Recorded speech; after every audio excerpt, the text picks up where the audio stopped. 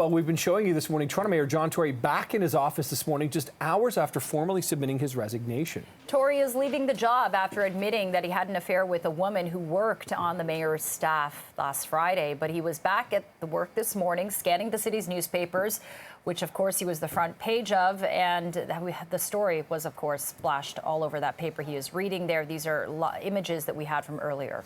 Now, Eden Abebe is live outside City Hall with more on what happens next as Mayor Tory's term has now come to an abrupt end. Eden. That's right. The next 2 days full of meetings with the deputy mayor and, of course, city staff for Mayor John Tory. That was detailed in his letter of resignation that was handed in late last night.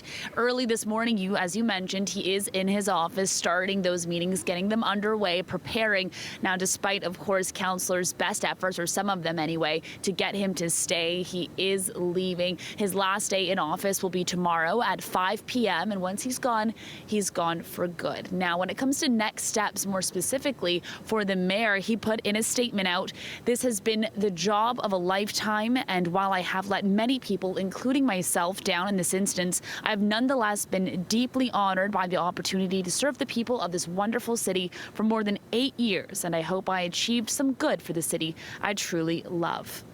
Now, according to the City of Toronto Act, a by-election must be held to choose the next mayor, but can only be done after City Council has declared the mayoral seat vacant, and that can only be done during the next meeting, which isn't set to take place until March 29th. Now, at that point, the council can call for a by-election, and the clerk will be setting a deadline for when candidates can file their nomination papers. Now, once that's done, an election day can occur 45 days after the nomination deadline. So a lot of factors in play here, but we'll have more details after March 29th's meeting.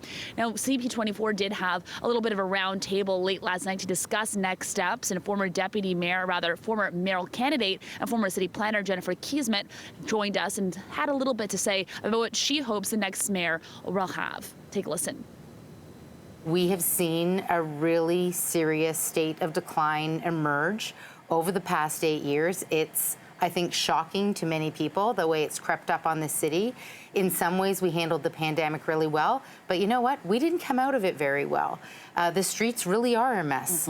Our parks are a mess. We have operational issues within the bureaucracy. We need someone who knows how to fix those operational issues so that our garbage cans get emptied out in our parks. And then we've got the big motherlode issues of access to transit and public safety.